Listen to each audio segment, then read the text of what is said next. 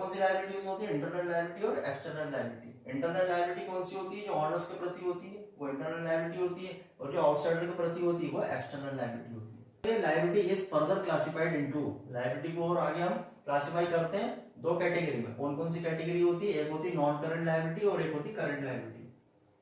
Non current liability और current liability, इसके बारे में हम समझते हैं। नॉन करंट लायबिलिटी क्या है?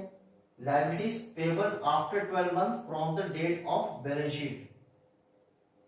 मींस ऐसी लायबिलिटीज जो हमको क्या करना है, liabilities payable after 12 month from the date of balance sheet.